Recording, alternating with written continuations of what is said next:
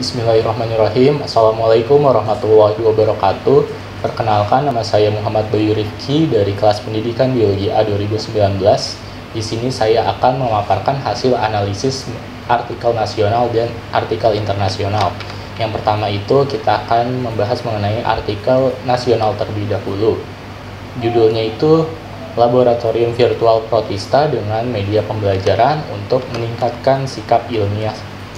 Nah, nama penulisnya antara lain ada Ibu Ardina Duyani Inayah, Bapak Rizal Hendy Ristanto, Ibu Diana Vivanti Sigit, dan Ibu Mika Miarsyah dari Jurnal Pendidikan Biologi yang terindeks Sinta 3, volume 5, edisi 2, tahun terbitnya itu 2020, lalu halaman 212 sampai 222. Nah, di sini tercantum ada doi-nya. Untuk tujuan dari artikel ini yaitu untuk melihat pengaruh penggunaan media laboratorium virtual terhadap sikap ilmiah siswa. Salah satu sikap yang harus dimiliki dalam pembelajaran IPA yaitu sikap ilmiah. Nah, sikap ilmiah ini merupakan stigma atau cara berpikir seseorang menurut metode ilmiah sehingga muncul akan kecenderungan untuk menerima ataupun menolak. Nah, sikap ilmiah ini dapat menentukan prestasi seseorang dalam menyelesaikan proses belajar. Namun dari sekian penelitian yang pernah dilakukan tentang sikap ilmiah pada peserta didik, diketahui bahwa sikap ilmiah siswa di Indonesia masih cenderung rendah. Sikap ilmiah terdiri dari 5 dimensi. Yang pertama itu ada rasa ingin tahu, tanggung jawab, kedisiplinan, kejujuran, dan kehati-hatian. Cara meningkatkan sikap ilmiah pada siswa yaitu dengan membuat inovasi media pembelajaran. Salah satu media pembelajaran yang dapat meningkatkan sikap ilmiah siswa yaitu media laboratorium. Selanjutnya, untuk metode yang dipakai yaitu ada kuasi eksperimental dengan desain non-equivalent control group design. Jadi ada dua kelompok. Yang pertama itu ada kelompok eksperimen dan ada kelompok kontrol. Nah, kedua kelompok ini diberikan perlakuan pretest dan posttest. Untuk prosedur dari penelitian ini, yang pertama itu mula-mula sebelum pembelajaran dimulai, sampel penelitian ditentukan dan dibedakan menjadi dua kelompok, yaitu kelompok kontrol dan kelompok eksperimen. Nah, keduanya ini memakai metode pembelajaran yang sama. Kelompok kontrol yaitu kelas yang tidak menggunakan laboratorium virtual sehingga melakukan praktikum di laboratorium secara konvensional. Sedangkan untuk kelompok eksperimen ini dengan menggunakan virtual laboratorium. Lalu selama praktikum berlangsung, kedua kelompok didampingi oleh guru biologinya. Selanjutnya untuk hasil dari penelitian ini yaitu statistik deskriptif. Nilai sikap ilmiah antara lain ada nilai minimum, nilai maksimum, total, nilai rata-rata, nilai standar deviasi, dan varians pada kelas eksperimen dan kontrol. Berdasarkan tabel tersebut diketahui bahwa saat pretest nilai sikap ilmiah terendah yaitu kelas eksperimen dan kontrol yaitu sebesar 69,17 dan nilai sikap ilmiah tertinggi pada kelas eksperimen yaitu 80,83. Pada tes ANCOVA yang dilakukan pada data post-test dan pretest sikap ilmiah, hasilnya ditunjukkan pada tabel 6. Pengujian hipotesis dengan menggunakan ANCOVA dengan alfa sama dengan 0,05. Berdasarkan tabel 4 diketahui bahwa nilai signifikansinya 0 kurang dari 0,05 sehingga H0 ditolak. Sehingga dapat disimpulkan bahwa tanpa pretest pada taraf kepercayaan 95% terdapat pengaruh penggunaan media laboratorium virtual terhadap nilai post-test sikap ilmiah siswa. Selanjutnya, pembahasan dari penelitian ini berdasarkan hasil uji ANCOVA disimpulkan bahwa penggunaan media laboratorium virtual berpengaruh terhadap peningkatan sikap ilmiah siswa, namun untuk pretestnya tidak berpengaruh terhadap peningkatan tersebut. Dapat disimpulkan bahwa benar media laboratorium virtual dapat meningkatkan sikap ilmiah siswa. Hal ini diketahui berdasarkan peningkatan nilai rata-rata sikap ilmiah siswa setelah menggunakan media laboratorium virtual dan hasil uji ANCOVA yang menyatakan nilai signifikansi 0 kurang dari 0,05. Kemudian hasil penelitian ini dapat digunakan sebagai acuan dalam menentukan media pembelajaran protista khususnya untuk siswa SMA kelas 10 MIPA. Adapun konsep utama dan tanggapannya, artikel ini membahas mengenai penggunaan laboratorium virtual untuk meningkatkan sikap ilmiah siswa pada materi protista dengan menggunakan kuasi eksperimental dengan desain non-equivalent control group design. Ada dua kelompok, yaitu kelompok eksperimen dan kelompok kontrol yang berupa pretest dan post-test. Di sini terdapat kosakata baru yaitu kuasi eksperimental. Kuasi eksperimental ini merupakan desain penelitian yang tersusun atas dua kelompok, yaitu kelompok kontrol dan kelompok eksperimen yang tidak dipilih secara acak. Selanjutnya, refleksi yang meliputi kendala dan solusi.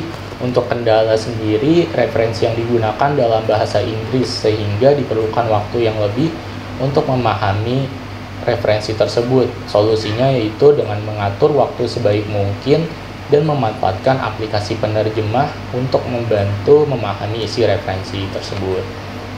Selanjutnya kita beralih ke artikel yang kedua, yaitu artikel internasional yang berjudul Proposal Laboratorium Virtual dalam Pembelajaran Biologi untuk Kurikulum Sekolah Menengah.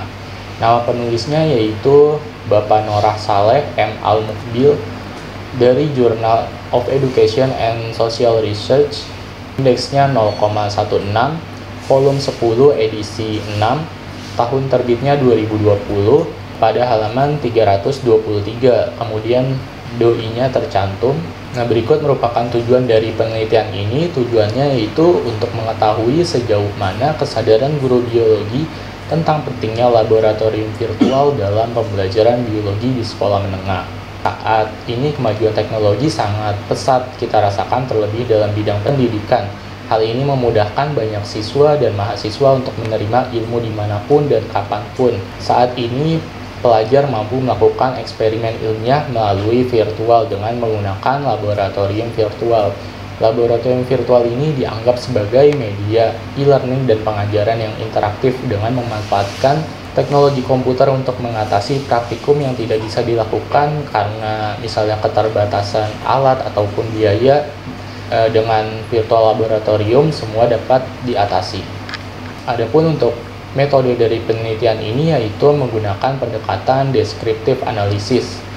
Data dianalisis dan diklasifikasikan. Adapun untuk peneliti dari guru biologi jenjang sekolah menengah pertama di kota Al-Hajj tahun ajaran 2019-2020. Untuk sampel penelitian dipilih secara acak dari guru biologi tingkat sekolah menengah pertama di kota Al-Hajj yang terdiri dari 50 guru. Alat yang digunakan yaitu dengan menggunakan kuesioner yang dirancang dengan menganalisis literatur dan penelitian sebelumnya yang terkait dengan topik penelitian. Peneliti juga menggunakan skala Likert yang mempunyai 5 poin. Ada poin 5 itu biasanya sangat tinggi, kemudian poin keempat itu tinggi, poin ketiga itu rata-rata, poin kedua rendah, dan poin ke-1 ini sangat rendah.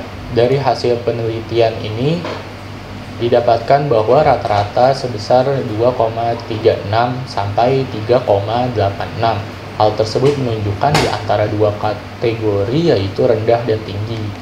Rata-rata keseluruhan yaitu 2,98. Hasil ini menunjukkan bahwa kesadaran di kalangan guru biologi terkait pentingnya penggunaan laboratorium virtual dalam mengajar biologi untuk tingkat sekolah menengah dengan hasil rata-rata yaitu 3. Untuk pembahasannya sendiri, peneliti berpendapat bahwa hal ini disebabkan kurangnya kursus pelatihan untuk guru yang mendukung penggunaan teknologi yang berupa laboratorium virtual dalam mengajar mata pelajaran biologi. Selain itu, kurangnya alat dan sarana di sekolah yang berkontribusi untuk memfasilitasi proses penggunaan laboratorium virtual. Kemudian untuk kesimpulannya dapat disimpulkan bahwa tingkat keterampilan guru biologi terkait laboratorium virtual yang sangat minim. Meskipun begitu, para guru menyadari bahwa laboratorium virtual dapat menghemat waktu dan tenaga. Laboratorium virtual ini dapat membantu dalam eksperimen yang tidak dapat diterapkan dalam kehidupan nyata karena misalnya keterbatasan alat dan biaya. Adapun konsep utama dan tanggapannya, yaitu artikel ini membahas tentang laboratorium virtual untuk sekolah menengah dengan menggunakan alat kuesioner dan skala Likert. Penelitian ini menggunakan pendekatan deskriptif analitis dengan mewakili persepsi situasi saat ini dengan mengumpulkan data dari populasi asli atau kurikulum yang dipilih. Adapun untuk kosakata baru, yaitu Likert. Likert ini merupakan suatu skala penelitian untuk mengukur sikap dan pendapat, biasanya digunakan untuk kuesioner. Adapun refleksinya meliputi kendala dan solusi.